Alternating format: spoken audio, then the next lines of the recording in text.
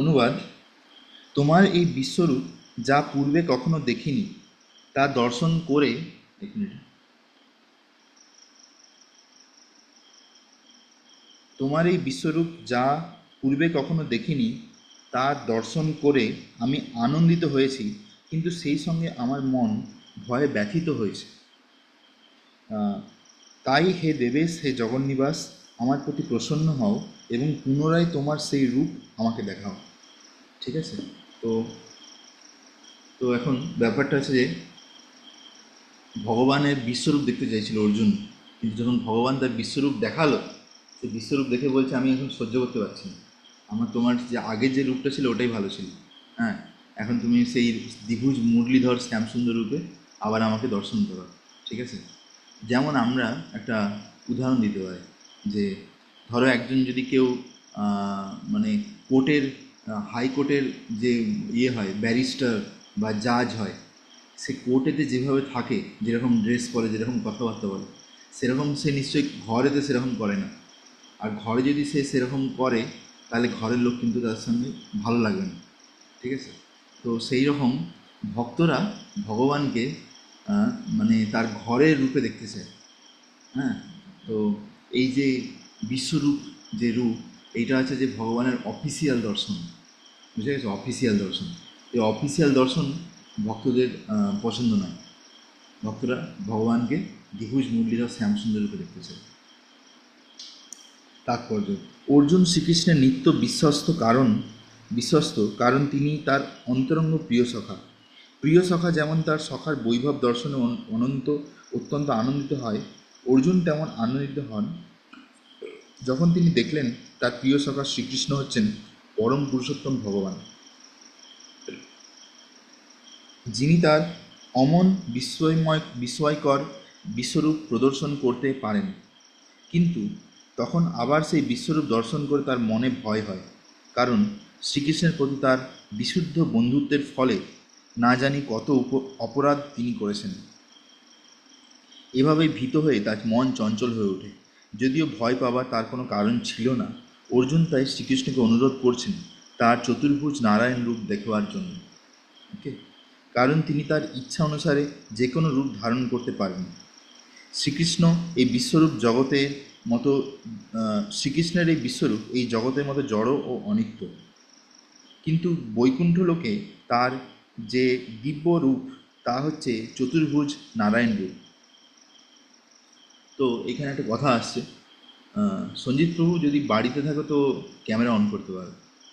তো এখানে একটা কথা আসছে যে এই ওই যে বিশ্বরূপের, রাস্তায় আছে, আমি যাচ্ছি, 15 মিনিটের পর আমি অন করছি। ওকে, তো যেহেতু এই যে ব্রহ্মাণ্ড, এই ব্রহ্মাণ্ডগুলো পার্মানেন্ট নয়, এগুলো কিছু দিনের জন্যে, আর তারপরে আবার এগুলো ডিজলভ হয়ে যায়। তো সেই জন্যে ভগবানের যে বিশ্বরূপ, সেগুলো যেমন ব্রহ্মাণ্ড ততক্ষণ বিশ্বরূপের প্রয়োজন, তারপর ভগবান সেটা প্রয়োজন হয় না। সেই জন্য এখানে সেই হিসাবে এটাকে অনিত্য লিখেছে। ঠিক আছে? কিন্তু যেহেতু আমরা জানি যে ভগবান শাশ্বত, সেই জন্যে ভগবানের সঙ্গে যা কিছু জুড়ে আছে সেগুলো সব শাশ্বত, এভরিথিং। ওকে, তো চিদাকাশে অসংখ্য গ্রহ রয়েছে, সেই প্রতিটি গ্রহে শ্রীকৃষ্ণ তার অংশ প্রকাশ রূপে ভিন্ন ভিন্ন নামে বিরাজ করেন। তাই অর্জুন বৈকুণ্ঠে যে সমস্ত রূপ প্রকাশিত তার একটি রূপ দেখতে চাইলেন। যদিও প্রত্যেকটি বৈকুণ্ঠ লোকে ভগবানের নারায়ণ রূপ চতুর্ভুজ, তবে তার সেই চার হাতে বিভিন্নভাবে তিনি শঙ্খ চক্র গদা পদ্ম প্রতীক চিহ্নগুলি ধরে রাখেন। এই চারটি প্রতীক কোনো হাতে কিভাবে ধারণ করেন সেই অনুসারে নারায়ণের ভিন্ন ভিন্ন নাম অভিহিত হন। এই সমস্ত রূপগুলি শ্রীকৃষ্ণের থেকে অভিন্ন, তাই অর্জুন তার সেই চতুর্ভুজ রূপ দর্শন করার আকাঙ্ক্ষা করছেন। এখন অর্জুন বলছে যে প্রভু, এর থেকে ভালো আপনি আপনার চার হাত দেখান, চার হাতে আমি আপনাকে ভালোভাবে দেখতে পাবো। এখানে তো আমার দেখে অদ্ভুত লাগছে, চারদিকে যেদিকে দেখছি আপনার মুখ, আপনার দাঁত, আপনার হাত, আপনার পা, অদ্ভুত। আমার আমার গা কাঁপছে ভয়ে, এরকম লাগছে। তো আপনার দ্বিভুজ রূপ বা চতুর্ভুজ রূপ আমাকে দর্শন করেন, সেই হিসাবে বলছে। কিরীটিনম কিরীটিনম গোদিনম চক্রহস্তম ইচ্ছামি ত্বম দ্রষ্টুমহং তথৈব তেনৈব রূপেণ চতুর্ভুজেন সহস্রবাহো ভব বিশ্বমূর্তে। হে বিশ্বমূর্তি, হে সহস্রবাহ, আমি তোমাকে পূর্ববৎ সেই কিরীট, গদা ও চক্রধারী রূপে দেখতে ইচ্ছা করি। এখন তুমি আমার সেই চতুর্ভুজ রূপ এখন তুমি তোমার সেই চতুর্ভুজ রূপ ধারণ করো। তাৎপর্য, ব্রহ্মসংহিতাতে বলা হয়েছে রামাদি মূর্তি সুকলা নিয়মেন তিষ্ঠান। ভগবান শত সহস্র রূপে নিত্যকাল বিরাজমান এবং তাদের মধ্যে রাম, নৃসিংহ, নারায়ণ আদি রূপগুলি হচ্ছে প্রধান। ভগবানের অসংখ্য রূপ আছে, কিন্তু অর্জুন জানতেন যে শ্রীকৃষ্ণ হচ্ছেন আদি পরমেশ্বর ভগবান, যিনি ক্ষণিকের জন্য তার বিশ্বরূপ ধারণ করেছিলেন। এখন তিনি তার চিন্ময় নারায়ণ রূপ দেখতে চাইছেন। এই শ্লোকটিতে নিঃসন্দেহে শ্রীমদ্ ভাগবতের বর্ণনা প্রতিষ্ঠিত করেছে যে শ্রীকৃষ্ণ হচ্ছেন স্বয়ং ভগবান এবং সমস্ত অংশ ও কলা অবতারেরা তার থেকে উদ্ভূত হয়েছে। ভগবান তার অংশ প্রকাশ থেকে অভিন্ন এবং সমস্ত অগণিত রূপেই তিনি ভগবান। তো আমরা এই ব্যাপারটা খুব অদ্ভুত যে আমরা যে বৈকুণ্ঠ জগৎ আছে, সেই বৈকুণ্ঠ জগতে যদি আমরা দেখি, ভাগবত বিভিন্ন জায়গায় ছবি দেওয়া আছে, সেই বৈকুণ্ঠতে কতগুলো যে গ্রহ আছে তার কোনো হিসাব নেই, অনন্ত গ্রহ। সেই অনন্ত গ্রহেতে ভগবানের অনন্ত অবতার আছে, কত কত অবতার আছে তার কোনো হিসাব করা যাবে না। তো এই সব অবতার যা কিছু এগুলো সব ভগবানের থেকে এক একটা করে তার এক্সপ্যানশন, মানে তার অংশ, কলা, স্বাংশ, এরকমভাবে বিভিন্ন অংশ বেরিয়েছে, বুঝে গেছে। কিন্তু কৃষ্ণস্তু ভগবান সং, কিন্তু কৃষ্ণ হচ্ছে পরম ভগবান। তো ভগবান তার অংশ প্রকাশ থেকে অভিন্ন, এই রূপেই তিনি নবযৌবন সম্পন্ন, সেটি হচ্ছেন পরমোত্তম ভগবানের নিত্যরূপ। শ্রীকৃষ্ণকে যিনি জানেন তিনি তৎক্ষণাৎ এই জড়জগতের সমস্ত কলুষ থেকে মুক্ত হন। ঠিক আছে, তো আমরা যদি ভগবানকে জানতে পারি শুধু ভালোভাবে এই তত্ত্বজ্ঞানে, তাহলে কী হবে, আমরা এই জড়জগতের যে বিভিন্ন কলমোষ, এই কলমোষ থেকে আমরা মুক্ত হতে পারি, বুঝে গেছে। এই জড়জগতে সবসময় যে সমস্ত জিনিস আছে তাতে কী হয়, আমাদের মন চঞ্চল হয়, মনে কোনো সান্ত্বনা পাওয়া যায় না। সবসময় প্রত্যেকটা জিনিসের মধ্যে কাম, ক্রোধ, লোভ, মদ, মোহ, মাৎসর্য এগুলো সব ভরে থাকে, ঠিক আছে। কিন্তু যখন আমরা ভগবানের ব্যাপারে শুনি, সেগুলো মানে ভগবানকে বলা হয় উত্তমা শ্লোকা, তখন আমরা উত্তমা শ্লোকের ব্যাপারে শুনি, তখন কি হয়, আমাদের হৃদয়ে ভক্তি জেগে ওঠে আর আমাদের হৃদয় শুদ্ধ হয়। সেই জন্য বলেছে না যে ভগবতীর উত্তমা শ্লোকে ভক্তির ভবতি নৈষ্টিকী। হ্যাঁ, তো আমরা যত এই ভাগবতমের বা ভাগবত গীতার এই উত্তম শ্লোককে শ্রবণ করব, তত আমাদের হৃদয় কী হবে, পরিষ্কার হবে। Text number 47। শ্রীভগবান উবাচ মায়া প্রসন্নেন তবার্জুনেদম রূপম পরম দর্শিতা আত্মযোগাৎ তেজোময়ম বিশ্বা অনন্তমাদ্যম জন্মে তদন্যেন দৃষ্টা পূর্বম। ট্রান্সলেশন, অনুবাদ। শ্রী ভগবান বললেন, হে অর্জুন, আমি প্রসন্ন হয়ে তোমাকে আমার অন্তরঙ্গা শক্তি দ্বারা জড়জগতের অন্তর্গত এই শ্রেষ্ঠ রূপ দেখালাম। তুমি ছাড়া পূর্বে আর কেউ এই অনন্ত, আদি ও তেজময় রূপ দেখেনি। দেখো তাহলে মানে তুমি ছাড়া পূর্বে মানে বুঝতে পারছো কি বলছে, যে এই জগতের মধ্যে ব্রহ্মা আছে, শিবজি আছে, তারপরে আরও কত দেবী দেবতা আছে, তাদের কাউকে ভগবান এই রূপ দর্শন করাননি। ঠিক আছে, ভাবো যে অর্জুনকে এই জন্য আগের শ্লোকে কী বলছে, প্রিয় সখা, প্রিয় সখা। হ্যাঁ, তো এই যে ভগবানের যে প্রিয় ভক্ত, সে যে ভগবানের কাছ থেকে কী পেতে পারে, সেটা ব্রহ্মা আদি দেবতারও দুর্লভ। হ্যাঁ, ব্রহ্মারও দুর্লভ প্রেম সবাকারে যাচ্ছে। হ্যাঁ, যে নিতাই আর গৌরাঙ্গ, নিত্যানন্দ প্রভু আর শ্রী গৌরাঙ্গ মহাপ্রভু যে প্রেম আমাদেরকে দিচ্ছেন, সেই প্রেমটা হচ্ছে ব্রহ্মারও দুর্লভ প্রেম, বুঝা গেছে। তো সেটাই এখানে দেখতে পাচ্ছি। ও তাৎপর্য, অর্জুন ভগবানের বিশ্বরূপ দর্শন করতে চেয়েছিলেন, তাই ভগবান শ্রীকৃষ্ণ তার ভক্ত অর্জুনের প্রতি কৃপা পরবশ হয়ে তাকে তার জ্যোতির্ময় ও ঐশ্বর্যময় বিশ্বরূপ দেখিয়েছিলেন। তার এই রূপ ছিল সহস্র সূর্যের মতো উজ্জ্বল এবং তার অসংখ্য মুখমণ্ডল ক্ষিপ্র গতিতে পরিবর্তিত হচ্ছিল। শ্রীকৃষ্ণ তার প্রিয় সখা অর্জুনের মনোবাঞ্ছা পূর্ণ করবার জন্যই তাকে তার এই রূপ দেখিয়েছিলেন। শ্রীকৃষ্ণের তার অন্তরঙ্গা চিৎশক্তির প্রভাবে এই রূপ প্রকাশ করেছিলেন, যা মানুষের বুদ্ধির অগম্য। অর্জুনের আগে কেউ ভগবানের বিশ্বরূপ দর্শন করেনি, কিন্তু অর্জুনকে দেখানোর ফলে অন্তরক্ষে স্বর্গলোক এবং অন্য গ্রহের ভক্তেরাও তার এই রূপ দর্শন করতে সক্ষম হয়েছিল। দেখো কী বলল, যে অর্জুনের জন্য 33 কোটি দেবতা, গন্ধর্ব, কিন্নর, যক্ষ, মহর্ষি, দেবর্ষি, ব্রহ্মা সবাই এই রূপ দর্শন করতে পারলো। ভাবো, রাক্ষসেরা পর্যন্ত। তো সেটা এখানে বলছে যে এর আগে কখনোই তারা এই রূপ দেখেননি, কিন্তু অর্জুনের জন্য তারা দেখতে সক্ষম। পক্ষান্তরে বলা যায়, ভগবান শ্রীকৃষ্ণ কৃপা করে অর্জুনকে তার যে বিশ্বরূপ দেখিয়েছিলেন, পরম্পরার ধারায় অধিষ্ঠিত অন্যান্য গ্রহলোকের ভক্তরাও সেই রূপ দর্শন করার সুযোগ পেয়েছিলেন। কেউ কেউ বলে থাকেন যে শ্রীকৃষ্ণ যখন শান্তির প্রস্তাব নিয়ে দুর্যোধনের কাছে গিয়েছিলেন, তখন তিনি তাকেও এই রূপ দেখিয়েছিলেন। দেখো এখানে লাইনটা খুব গুরুত্বপূর্ণ, এটা প্রভুপাদ লিখছে, এটা আমার মন গড়া লাইন নয়। বলছে ভগবান যখন শান্তিদূত হয়ে যখন গেল হস্তিনাপুরে, যদি ধৃতরাষ্ট্র বসে আছে সিংহাসনে, যে কী বলছে, যে প্রভু আমি রাজামশাই, আমি আপনার কাছে একটি প্রস্তাব নিয়ে এসেছি, যে আপনি পুরো দুনিয়ার রাজত্ব করুন, পুরো দুনিয়ার রাজা হন, আপনার ছেলে দুর্যোধন পুরো দুনিয়ার রাজা হোক, কোনো অসুবিধা নেই, কিন্তু এই আমার যে 5জন পাণ্ডব আছে, 5জন পাণ্ডবকে 5টা গ্রাম দিয়ে দিন। ভাবা যায় 5টা গ্রাম, এই আমাদের মন্দিরে যেমন পাশে আছে কাদা গ্রাম, এরকম আকন্দ কেশরী, এরকম ছোটো ছোটো 5টা গ্রাম দিয়ে দিন, 5জন ভাই শান্তিতে ওখানে রাজত্ব করবে, ঠিক আছে, আনন্দে থাকবে। কিন্তু তাতেও সে রাজি হয়নি, উল্টে আবার কি করেছে, উল্টে বলছে এই কৃষ্ণ, দুর্যোধন বলছে এই কৃষ্ণ হচ্ছে বদমাস, এ হচ্ছে যে পাণ্ডবদের সঙ্গ নিচ্ছে, একে এক্ষুনি আক্রমণ করো, একে এক্ষুনি বেঁধে ফেলো চেন দিয়ে, দিয়ে কারাগারে ঢুকিয়ে দাও। তখন ভগবান ভাবছে দেখো কি এরা পাগলপন করছে, হ্যাঁ এরা জানেও না যে আমি কে।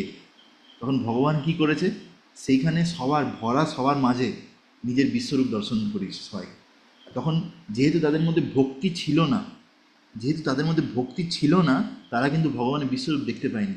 তারা কি দেখতে পেয়েছে, শুধু আলো, মনে হচ্ছে যেন হাজার হাজার সূর্য একসঙ্গে উঠে গেছে, এরকম কোটি সূর্য, মানে কি হবে, মানে চোখে অন্ধ হয়ে যাবে এরকম অবস্থা।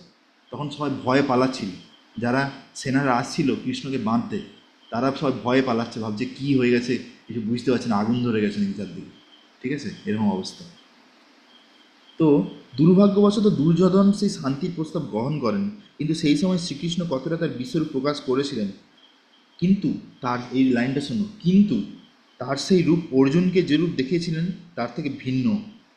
অর্জুনকে যখন দেখিয়েছেন তখন এমনভাবে দেখিয়েছেন যাতে অর্জুন পুরোটা বুঝতে পারে, আর যখন দুর্যোধনকে দেখাচ্ছে তখন এমনভাবে দেখাচ্ছে শুধু আলোই দেখছে, আর কিছু দেখতে পাচ্ছে না, যে ভগবানের যে অনেক মুখ আছে, হাত আছে, দাঁত আছে, মানে যেমন মায়াবাদীরা ভগবানকে কীভাবে, ভগবান হচ্ছে আলো, ব্রহ্মজ্যোতি, ঠিক আছে, বলে না তো ব্রহ্মসত্য জগৎ মিথ্যা, এরকম বলে মায়াবাদীর জীবনের লক্ষ্য কি যদি জিজ্ঞাসা করো, ব্রহ্মে লীন হয়ে যেতে চাই আমরা, এরকম বলে।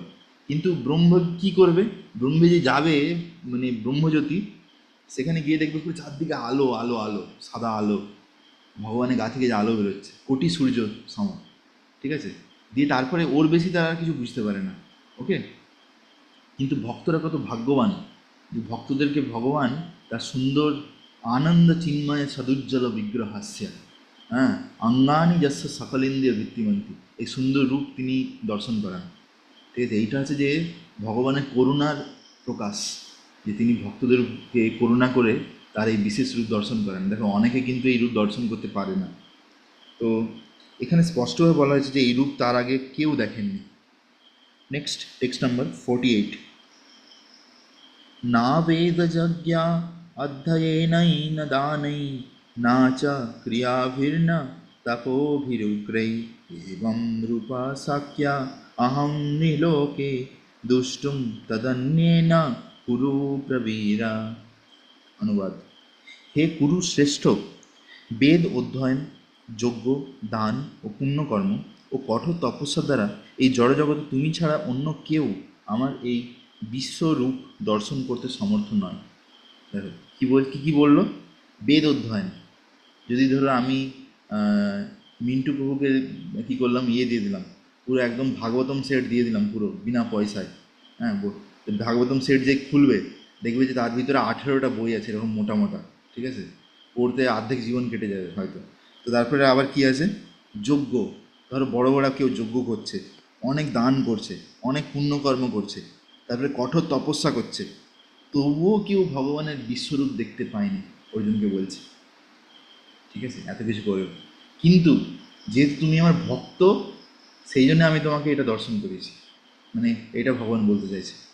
হ্যাঁ, এটা হচ্ছে যে এটা আমাদেরকে বুঝতে হবে যে ভগবান ভক্তের উপর কত দয়ালু হয়, যে যেই জিনিসটা তিনি অন্য কাউকে কোনোদিন দর্শন করাননি। তো তাৎপর্য, যে দিব্যদৃষ্টি দিয়ে অর্জুন ভগবানের বিশ্বরূপ দর্শন করেছিলেন, সেই দিব্যদৃষ্টি কি তা আমাদের যথাযথভাবে বুঝতে হবে। কে দিব্যদৃষ্টির অধিকারী হতে পারেন? দিব্য কথাটির অর্থ হচ্ছে দেবতুল্য। যতক্ষণ না আমরা দেবতাদের মতো দিব্য গুণাবলীতে ভূষিত হচ্ছি, ততক্ষণ পর্যন্ত আমরা দিব্য দৃষ্টি লাভ করতে পারি না।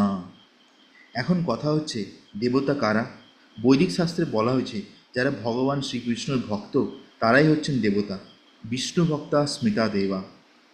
এই জন্য বলে যে কেউ যখন ভগবানের ভক্তি করে, তার মধ্যে স্বর্গে যে দেবতারা আছে তাদের যত গুণ আছে, সমস্ত ভালো ভালো গুণ সব ভক্তদের মধ্যে চলে আসে।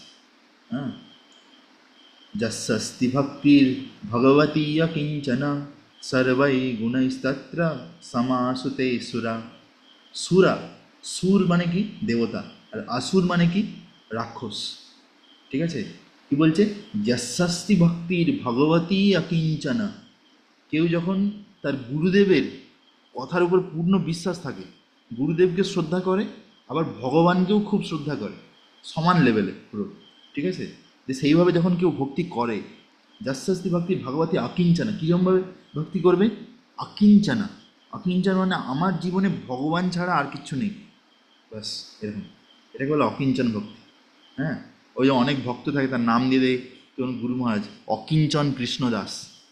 ওই শুধু অকিঞ্চন কৃষ্ণদাস নাম বললেই হলো না, অকিঞ্চন হতে হবে আমাদেরকে অ্যাকচুয়ালি। যে আমার যদি জীবনে আজ কালকে যদি আমার কাছে থেকে জীবনে সব কিছু চলে যায়, শুধু যদি জপমালাটা আমার কাছে রয়ে যায়, আমি যেন সন্তুষ্ট থাকি, ব্যাস। তাহলে আমি যেন বলি যে আমার আমার জীবনে অ্যাকচুয়াল জিনিস রয়ে গেছে, বাকি সব চলে গেছে, কোনো অসুবিধা নেই। ঠিক আছে, এটা হচ্ছে অকিঞ্চন। যস্যাস্তি ভক্তির ভগবতী অকিঞ্চনা সর্বৈ গুণৈস্তত্র সমাসুতে সুরা। তার মধ্যে কি হয়? সেই ভক্তের মধ্যে দেবতা, স্বর্গে যারা দেবতা আছে, তাদের মধ্যে যে সমস্ত ভালো ভালো গুণ আছে, সে সমস্ত ভালো ভালো গুণ সেই ভক্তের শরীরে প্রবেশ করে যায়, তার মধ্যে তার কোয়ালিটিতে চলে আসে। ঠিক আছে, সেই জন্যে আমরা যখন সনাতন গোস্বামী, রূপ গোস্বামী, এদের সঙ্গে মহাপ্রভু যে কথাবার্তা বলেছিলেন, যেগুলো চৈতন্য মহাপ্রভু শিক্ষা বা চৈতন্য চরিতামৃতে রেকর্ড আছে, তো সেখান থেকে আমরা পড়ি বা শ্রবণ করি, তখন বুঝতে পারি যে সেখানে আচার্যরা বলছে যে এই যে সনাতন গোস্বামী, রূপ গোস্বামী বা আমাদের যে এই গৌড়ীয় বৈষ্ণব সম্প্রদায়ের যে বিভিন্ন আচার্যরা, তারা এতটাই পরম পূজ্য যে ইভেন দেবতারা পর্যন্ত তাদেরকে রেসপেক্ট করে। দেবতারা পর্যন্ত তাদেরকে রেসপেক্ট করে, ভাবা যায়? তার একটা উদাহরণ দিতে পারি। যখন সনাতন গোস্বামী বৃন্দাবনেতে একটি জায়গা ছিল, সেই জায়গাটার নাম ছিল আমার আমার মনে হয় চাকলেশ্বর মহাদেব। এখন ভুলও হতে পারে, অন্য কিছু নাম হতে পারে, কিন্তু একটা মহাদেবজির মন্দির ছিল সেখানে। শিবজির শিবলিঙ্গ ছিল। তার আশেপাশেই কোথাও, গোবর্ধনের আশেপাশে, সনাতন গোস্বামী একটি ভজন কুটির বানিয়ে সেখানে প্রত্যেক দিন ভজন করতো, মানে নাম করতো, নাম জপ করতো। কত করে? মানে ডেলি ধরে নাও, মানে প্রায় 192 মালা জপ বা 100 মালা বা 64 মালা, এসব তো মিনিমাম, ওর তো কমে কোনো দিন যাবে না। তার সঙ্গে আবার প্রত্যেক দিন গোবর্ধন পরিক্রমা, প্রত্যেক দিন একবার করে গোবর্ধন পরিক্রমা পায়ে হেঁটে। তারপরে আবার কি করতো? তারপরে সে আবার 5টা না 6টা ঘরে ভিক্ষা করে যা পেত ওইটুকু খেত। এটা হচ্ছে সনাতন গোস্বামী। হ্যাঁ, তো সেই সনাতন গোস্বামী যখন ওইখানে ছিল ভজন কুটিরে, তখন ওখানে প্রচুর মশা ছিল, মশা, এত মশা কামড়াচ্ছিল যে সনাতন গোস্বামী শান্তিতে ভজন করতে পারছিল না, মানে তার নাম জপ, হরি ভজন, হরি সেবা করতে পারছিল না। তখন তার খুব ডিস্টার্ব হচ্ছিল। তখন সে ভাবছিল যে আমি এখান থেকে চলে যাব, এখানে আমি আর বেশি দিন থাকবো না। তো সেই যে খবরটা সে হয়তো অন্য কারোর সঙ্গে আলোচনা করেছিল যে এখানে প্রচুর মশা, আমি হয়তো অন্য কোথাও চলে যেতে পারি। তো সেই খবরটা শিবজির কানে চলে আসে, চাকলেশ্বর মহাদেব। ঠিক আছে, যে চাকলেশ্বর মহাদেব কি করে? চাকলেশ্বর মহাদেব চায় না যে সনাতন গোস্বামী ওখান থেকে চলে যাক। চাকলেশ্বর মহাদেব কি করে? প্রত্যেকটা যে প্রাণী আছে না এই জগতে ঘুরছে, সাপ থেকে শুরু করে টিকটিকি থেকে মশা, প্রত্যেকের একজন করে মানে কন্ট্রোলার আছে স্বর্গলোকে, বুঝা গেছে? তো স্বর্গলোকে যে দেবতা আছে, যে মশাদেরকে কন্ট্রোল করে, তাকে ফোন করে, তাকে তাকে বলে যে সনাতন গোস্বামী যেন এখান থেকে না যায়, তোমার মশাকে এখান থেকে বিদায় করে দাও, ঠিক আছে? ওর যেন ভজনে ডিস্টার্ব না হয়। তো যেই শিবজি বলে দিছে, তার পরের দিন থেকে ওখানে আর একটু কোনো মশা নেই, ঠিক আছে? তো দিয়ে সনাতন গোস্বামী ওখানে রয়ে যায়, ওখানে তার ভজন কন্টিনিউ করতে হয়। তাহলে ভাবো যে সনাতন গোস্বামীর কী লেভেল, যে সনাতন গোস্বামীকে মানে যাতে ভজনে বাধা না হয়, তাকে রেসপেক্ট করার জন্য, সেবা করার জন্য শিবজি পর্যন্ত তৎপর, ঠিক আছে?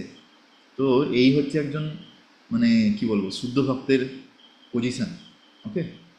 তো এখানে বলছে যে যারা ভগবত বিদ্বেষী, অর্থাৎ যারা শ্রী বিষ্ণুকে বিশ্বাস করে না, অথবা যারা শ্রীকৃষ্ণের নির্বিশেষ রূপকেই পরম তত্ত্ব বলে মনে করে, তাদের পক্ষে দিব্য দৃষ্টি লাভ করা কখনোই সম্ভব নয়।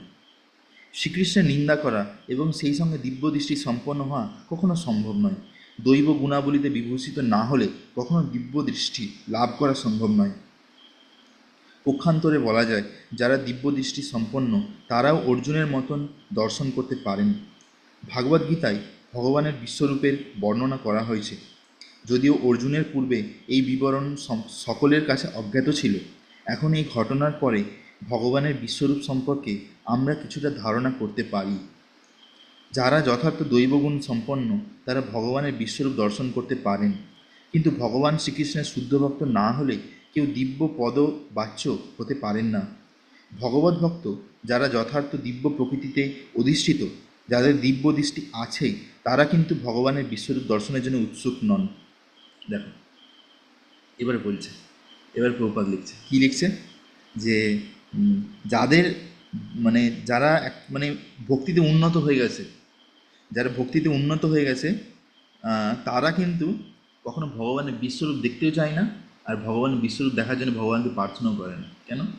তারা জানে যে গোবিন্দম আদি পুরুষম তমহম ভজামি। আদিপুরুষ বা ঈশ্বর পরমকৃষ্ণ সচ্চিত আনন্দ বিগ্রহ অনাদিরাদির গোবিন্দা সর্বকারণ কারণম। হ্যাঁ, পরমেশ্বরকে, পরমেশ্বর হচ্ছে ভগবান শ্রীকৃষ্ণ, যে বৃন্দাবনে বৃন্দাবনে যে সুন্দর পীতবসন বনমালী, পীতবসন পরে সুন্দর মাথায় ময়ূর পাখা থাকে, গলায় ও উত্তরীয় থাকে, আর গলাতে বনমালা থাকে, আর হাতেতে মুরলি বা বংশী বাজায়, যে এরমভাবে গরু চড়াতে যায়, সেই যে রূপ, সেই রূপেই ভগবানকে দর্শন করতে চায়।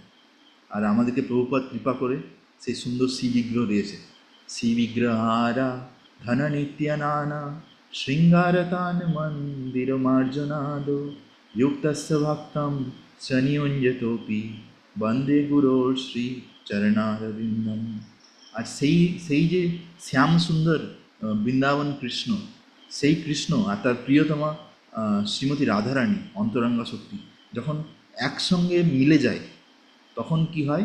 শ্রী গৌরাঙ্গ মহাপ্রভু, শ্রী গৌরাঙ্গ মহাপ্রভু রূপে অবতারণ হয়ে যায় তার।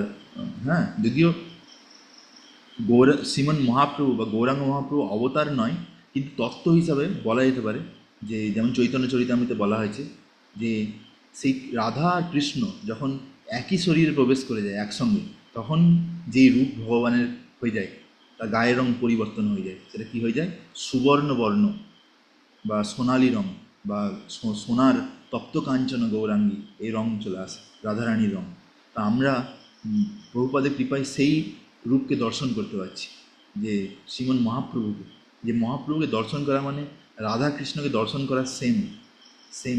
বরঞ্চ রাধা কৃষ্ণ কাছ থেকে আমরা কতটা কৃপা পাবো, বা আমরা এখন যে ভক্তি করছি তার অনুযায়ী কতটা কৃপা পাবো ঠিক নেই, কিন্তু আমরা যদি মহাপ্রভুর কাছে গিয়ে যদি আমরা ভক্তি করি, তাকে যদি আমি সেবা করি, অনেক বেশি কৃপা পাবো। ঠিক আছে, এটা সমস্ত শাস্ত্র বলছে। আমি যে একটা ভক্তিচারু স্বামী মহারাজের লেকচার শুনছিলাম, মহারাজ লেকচারে বলছেন যে মহাপ্রভু আর নিত্যানন্দ প্রভু যে কত দয়ালু।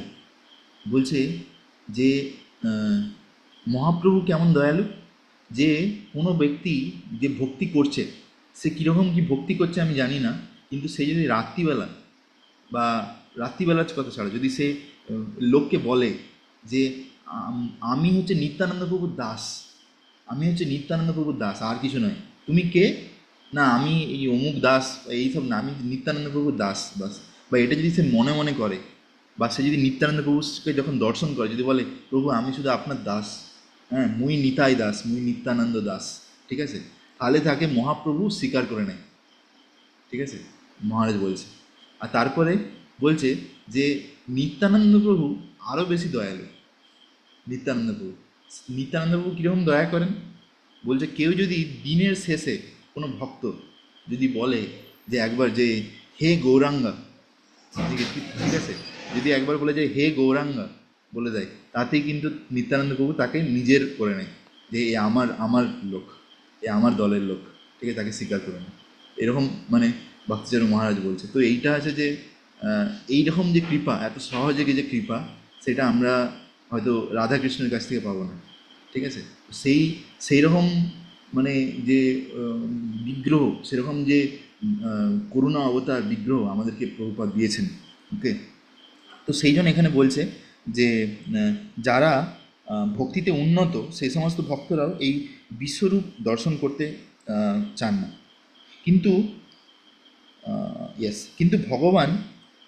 কিন্তু ভগবান শ্রীকৃষ্ণ শুদ্ধ ভক্ত না হলে কেউ দিব্য পদবাচ্য হতে পারেন না। ভগবত ভক্ত যারা যথার্থ দিব্য প্রকৃতি অধিষ্ঠিত, যাদের দিব্য দৃষ্টি আছে, তারা কিন্তু ভগবানের বিশ্বরূপ দর্শনের জন্য উৎসুক নয়। পূর্ববর্তী শ্লোকে যে কথা বলা হয়েছে, অর্জুন শ্রীকৃষ্ণের চতুর্ভুজ বিষ্ণুরূপ দর্শন করতে চেয়েছিলেন এবং ভগবানের বিশ্বরূপ দর্শনে তিনি প্রকৃতপক্ষে ভীত হয়েছিলেন। তো আমরা যখন নিতাই গৌরের যখন দর্শন করি, আমাদের কি ভয় পায়? আমাদের ভয় পায় না, ঠিক আছে। বা আমরা যদি কোথাও রাধা মাধব দর্শন করি, আমাদের ভয় পাই? ভয় পাবে না। কিন্তু যদি আপনাদেরকে বলছি, যদি আমরা যদি মানে কখনো যদি বিশ্বরূপ দেখে নিই, আমরা হয়তো মুখ দিয়ে বমি করে ফেলবো, অজ্ঞান হয়ে যাবো, ঠিক আছে। কেন আমরা সহ্য করতে পারবো না, সেটা আমাদের নেওয়ার ক্ষমতা নেই একরকমভাবে, ঠিক আছে। তো এই যে আমরা যে নৃসিংহদেবকে মায়াপুরে যে দেখি, নৃসিংহদেব, ওই নৃসিংহদেব হচ্ছে যে অ্যাকচুয়ালি প্রসন্ন, মানে অনেক শান্ত আছে, মানে যে উগ্র নৃসিংহ এরকমভাবে নেই, উগ্র নৃসিংহ। তো বলে যে শাস্ত্রে বলছে যে নৃসিংহ পুরাণ আরও অনেক জায়গাতে বলছে যে যখন অ্যাকচুয়ালি নৃসিংহদেব বেরিয়েছিল যে পিলার থেকে, সেইখানে যে নৃসিংহদেবের যে ভয়ানক রূপ ছিল, সেই রূপ দেখে সমস্ত দেবতারা, দেবীরা, ব্রহ্মা, শিবা, তারা সব ভয় কাঁপছে, তারা কেউ ভগবানের সামনে যাওয়ার সাহস করছে না।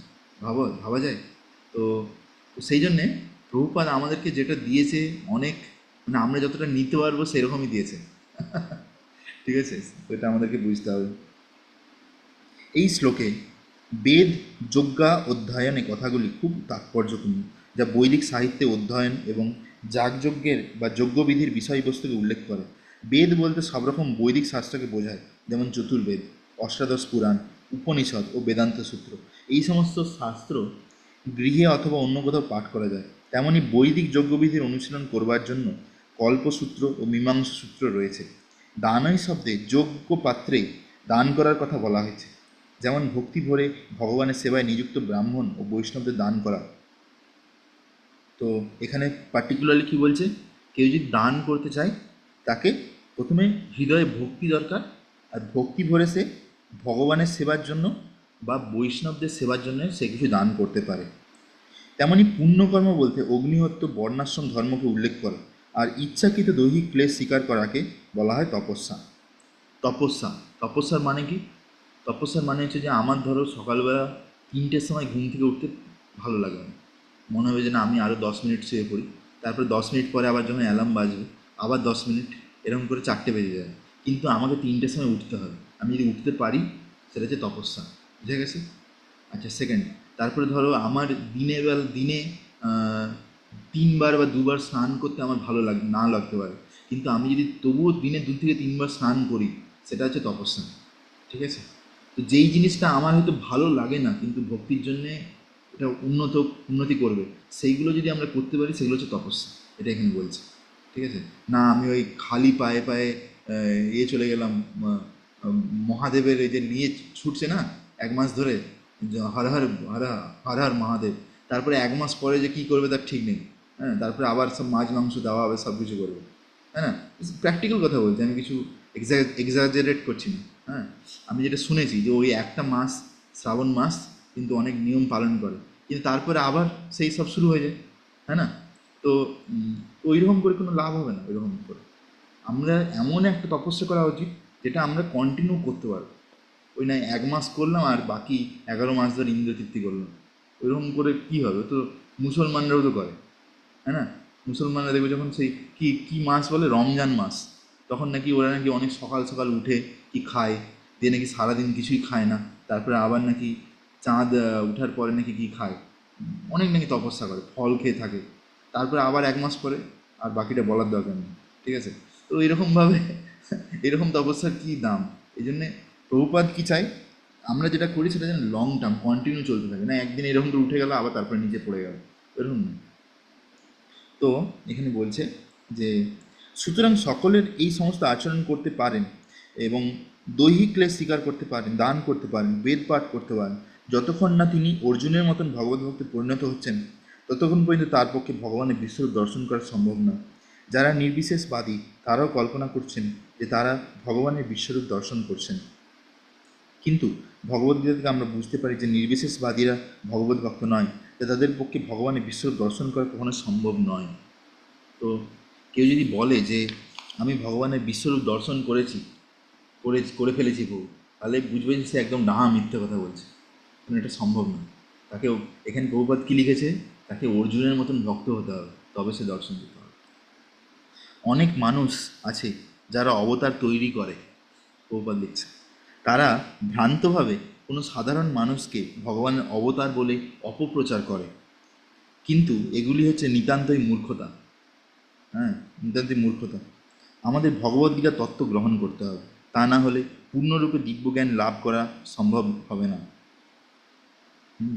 যদিও ভগবদ্গীতাকে ভগবত তত্ত্ববিজ্ঞানের প্রাথমিক স্তরের শিক্ষা বলে মনে করা হয়, দেখো এখানে কি বলছে, ভগবদ্গীতাকে ভাগবত তত্ত্বজ্ঞানের প্রাথমিক শিক্ষা, বুঝে গেছে? প্রাথমিক শিক্ষা, মিন্টু বাবু ভালো করে শুনুন।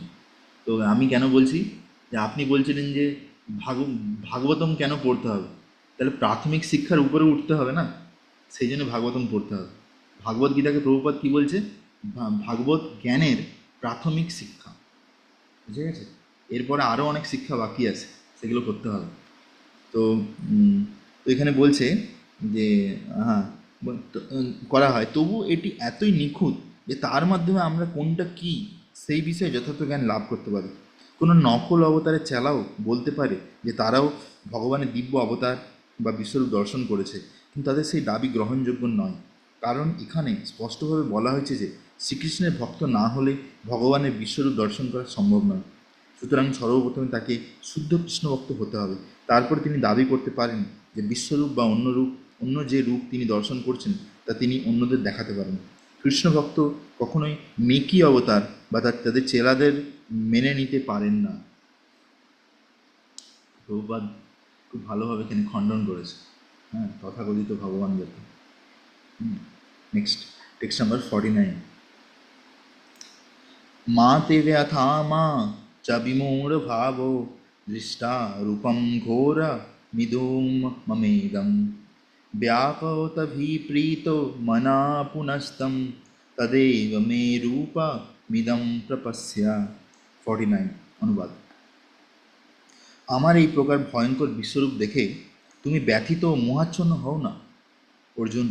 সমস্ত ভয় থেকে মুক্ত হয়ে এবং প্রসন্ন চিত্তে তুমি পুনরায় আমার এই চতুর্ভুজ রূপ দর্শন করো। এরপরে ভগবানকে কী দেখছে, চতুর্ভুজ রূপ, যে বৈকুণ্ঠে যে রূপে থাকে, হ্যাঁ, তো শঙ্খচক্র গদা পদ্ম ধারণ করে। ভগবদ্গীতার প্রারম্ভে অর্জুন তার পরম পূজ্য পিতামহ ভীষ্মদেব গুরুদেব দ্রোণাচার্যকে হত্যা করার কথা চিন্তা করে উদ্বিগ্ন হয়ে পড়েছিলেন, কিন্তু শ্রীকৃষ্ণ তাকে বললেন যে তার পিতামহকে হত্যা করার ব্যাপারে তার আতঙ্কিত হওয়া উচিত নয়। কৌরবদের রাজসভায় যখন ধৃতরাষ্ট্রের পুত্রগণ দ্রৌপদীর বস্ত্রহরণ করেছিল তখন ভীষ্ম ও দ্রোণ নীরব ছিল। ধর্ম আচরণে এই অবহেলার জন্য তাদের হত্যা করাই উচিত। শ্রীকৃষ্ণ অর্জুনকে তার বিশ্বরূপ দেখালেন কেবল তাকে এটি বুঝিয়ে দেওয়ার জন্য যে তাদের অনৈতিক আচরণের ফলে তারা ইতিমধ্যে হত হয়েছেন। অর্জুনকে এই দৃশ্য দেখানো হয়েছিল কারণ ভক্তেরা সর্বদাই শান্তিপ্রিয় এবং তারা এই ধরনের বিভৎস কাজ করতে পারেন না, সেই উদ্দেশ্যে তাকে বিশ্বরূপ দেখানো হয়েছিল। এখন অর্জুন ভগবানের চতুর্ভুজ রূপ দেখতে চাইলেন এবং শ্রীকৃষ্ণ তাও দেখালেন। ভক্ত ভগবানের বিশ্বরূপ দর্শনে তেমন আগ্রহী নন, কেননা এই রূপের সঙ্গে প্রেম অনুভূতি আদান প্রদানের কোনো সম্ভাবনা থাকে না। ভক্ত সর্বদাই শ্রদ্ধা অবনত চিত্তে ভগবানকে তার হৃদয়ের ভক্তির অর্ঘ্য নিবেদন করতে চান। তো সেই জন্যে সেই জন্য আমরা দেখি যে ভাগবত গীতার যে একটা শ্লোক আছে যে পত্রম পুষ্পম ফলম ত্রয়ম यो मे भक्ता प्रयच्छति तद अहम भक्ति उपाहृतम प्रयतास्मि प्रयतास्मः। তো এখানে কি বলছে যে কেউ যদি আমাকে ভালোবাসার সঙ্গে যদি একটা ফুল দেয়, একটা ফুল দেয়, একটা ফুলে বলেছে, কিন্তু ফুলটা যদি সুগন্ধ ফুল হয় ভালো হয়। তারপরে যদি যদি কারো কাছে ফুল নাও থাকে, সে যদি একটা পাতা দেয়, কী পাতা? যদি তুলসী পাতা ভালো করে ধুয়ে একটু গঙ্গা জল ছিঁড়িয়ে যদি ভগবানকে অর্পণ করে, ভালোবাসতাম হৃদয় থেকে করতে হবে। পত্রম পুষ্পম, ফল, একটা ফল যদি দেয় বলি ভগবানকে। আচ্ছা, যদি তারও যদি টাকা না থাকে তাহলে কি করবে? তাহলে এসে যে একটা ভালো গ্লাস রাখো, দিয়ে সেই গ্লাসটা প্রত্যেক দিন ধুবে ভালো করে, সেই গ্লাসে ফ্রেশ এক গ্লাস জল আর একটু তুলসী পাতা দিয়ে ভগবানকে দেবো, আর কিছু দেওয়া দরকার নেই। হ্যাঁ, বলছে ভগবান বলছে আমি সেটাই স্বীকার করি, সেটাই আমি স্বীকার করি যদি ভক্ত আমাকে ভালোবাসার সঙ্গে সেটা দেয়। তো এই দুনিয়াতে কে এত গরিব আছে যে ভগবানকে এক গ্লাস জল দিতে পারবে না? ঠিক আছে, কিন্তু কলিযুগের লোকেরা এত গরিব যে সেটুকুনো করতে পারে না, সেটুকুনো তাদের হৃদয় নেই। সেই জন্যে ভগবান কী করে বলছে, তোমরা শুধু হরিনাম করো। ঠিক আছে, হরিনাম করো, যে প্রভু কহে কহিলেন এই মহামন্ত্র, ইহা সবে জপ গিয়া করিয়া নির্বন্ধ, ইহা হইতে সর্বসিদ্ধি হইবে সবার, সর্বক্ষণ জপ হইতে বিধি নাহি আর। আমরা পত্রম পুষ্পম ফলম ত্রয়ম করতে পারি, হ্যাঁ, কিন্তু সেটা যদি আমরা ঠিক করে না করতে পারি, অ্যাটলিস্ট যে আমরা হরিনাম করছি সেটা যেন ঠিক করে করি। হ্যাঁ, আমাদের হৃদয় থেকে করাটা খুব জরুরি সব কিছু। তো হ্যাঁ, ভক্ত সর্বদাই শ্রদ্ধা অবনীত চিত্তে ভগবানকে তার ভক্তির অর্ঘ্য নিবেদন করতে চান। তাই তিনি দ্বিভুজধারী শ্রীকৃষ্ণের রূপ দর্শন করতে চান, যাতে পরম পুরুষোত্তম ভগবানের সঙ্গে তিনি তার প্রেম ভক্তি বিনিময় করতে পারেন। তো যেমন আমরা দেখি যে বৃন্দাবনে একটি বিগ্রহ আছে। বৃন্দাবনে যে যে মেন যে মন্দিরগুলো আছে তার মধ্যে একটি মন্দির আছে, তাতে একটি ছোট্ট বিগ্রহ আছে, সেটা নামটা বলছি এক্ষুনি। তো সেই বিগ্রহটার ব্যাপারে আমি একটু বলছি দু লাইন। সেটা হচ্ছে যে একজন ষড়গোস্বামীর মধ্যে একজন গোস্বামী ছিলেন, যার নাম ছিল শিল গোপাল ভট্ট গোস্বামী। তো শিল গোপাল ভট্ট গোস্বামী, তার ছিল অনেকগুলি শালিগ্রাম শিলা। শালিগ্রাম শিলা কীরকম হয়? এরকম গোল গোল বলের মতন ছোটো ছোটো, ঠিক আছে? তো সেই শালিগ্রাম শিলাগুলোর খুব ভালোবাসার সঙ্গে সে প্রত্যেক দিন সেবা করতো, তাতে চন্দন লাগাতো, তুলসী দিত, যমুনার জলে স্নান করাতো শালিগ্রাম শিলাগুলোকে, ঠিক আছে? একদিন কি হয়েছে, একটি বড় লোক, মারোয়ারি লোক এসছে বৃন্দাবনে। এসে কী করেছে, যত গোস্বামীরা আছে তাদের যত বিগ্রহ আছে তাদের জন্য জামা কাপড় দিয়ে গেছে। তার সঙ্গে সঙ্গে কী করেছে, গোপাল ভট্ট গোস্বামী তখন স্নান করতে গেছিল, দিয়ে এসে তখন নেই, তবুও তার জন্য কিছু জামা কাপড় রেখে দিয়ে গেছে ছোটো ছোটো। দিয়ে গোপাল ভট্ট গোস্বামী যখন এসে জেনেছে এরকম জামা কাপড় রাখা আছে, এরকম একজন দিয়ে গেছে ভগবানকে পরানোর জন্য, তখন সে কান্না করছে। গোপাল ভট্ট গোস্বামী বলছে, ইস, আমার যদি ভগবানের যদি সুন্দর একটি বিগ্রহ থাকতো, আমার ভগবানের যদি সুন্দর বিগ্রহ থাকতো, তাকে আমি এরকম সুন্দর জামা কাপড় পরাতাম, হাতে বালা পরাতাম, হ্যাঁ, তারপরে আমি মাথায় মুকুট পরাতাম, ময়ূর পাখা দিতাম, সুন্দরভাবে চন্দন দিয়ে সাজাতাম, এরকমভাবে গোপাল ভট্ট গোস্বামী বলছে। তারপরে সে দুঃখ করছে, তারপরে আবার বিকাল হয়ে গেছে, সে আবার স্নান করতে গেছে, দিয়ে তারপরে আই থিঙ্ক পরের দিন, সেই দিনটা হয়ে গেল, তার পরের দিন যখন সকালবেলা সে স্নান করতে গেছে, দিয়ে সকালে যখন ফিরে এসে দেখছে তার যে শালিগ্রাম শিলাগুলো ছিল সেইখানে একটি কালো রঙের কৃষ্ণ দাঁড়িয়ে আছে, ছোট্ট কৃষ্ণ বিগ্রহ দাঁড়িয়ে আছে, ঠিক আছে? আর একটি মাত্র শালিগ্রাম শিলা বেঁচে আছে, তার 12টি শালিগ্রাম ছিল, তার মধ্যে 11টা শালিগ্রাম শিলা নিজে থেকে জুড়ে গিয়ে কৃষ্ণ হয়ে গেছে, কৃষ্ণ, ঠিক আছে? তারপরে আর একটি শালিগ্রাম শিলা রয়ে গেছে। তো সেই বিগ্রহটির নাম দেয় শ্রী শ্রী রাধা রমন, ঠিক আছে? তো বৃন্দাবনে এখনও রাধারমন লালজি মন্দির আছে। সেই দেখো, ভগবান ভক্তের কাছ থেকে সেবা নেওয়ার জন্য সেই এরকম শালিগ্রাম থেকে নিজে থেকেই সে বিগ্রহ রূপ ধারণ করে নেয়। ঠিক আছে, শুধু আমাদেরকে এটুকু বুঝতে হবে যে আমাদের হৃদয়ে ভগবানকে সেবা করার জন্য শুদ্ধ ইচ্ছা দরকার। আমাদের আমাদের জীবনে শুধু এইটাই একটা কমি আছে, আর কিছু কমি নেই। একটাই কমি আছে আমাদের জীবনে, সেটা হচ্ছে আমাদের হৃদয়ে সেবা করার ইচ্ছা নেই। এই জন্য আমরা এখানে পড়ে আছি।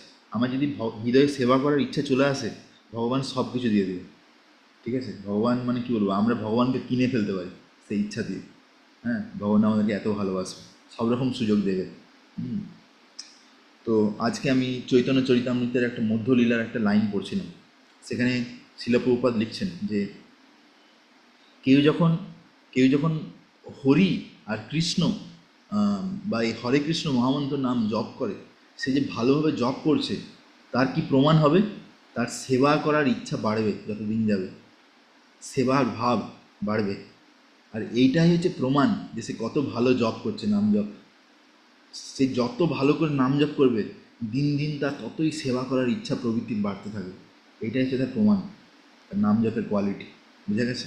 তো এইটা হচ্ছে আমাদেরকে সেজন্যে ভালো করে নাম জপ করা উচিত। আর কখনো যদি কোনো সেবার সুযোগ থাকে, তাকে আমাদের ছাড়া উচিত না। ঠিক আছে, তো আমি আপাতত এই পর্যন্ত আজকে রাখি, কারণ আমার টাইম হয়ে এসছে।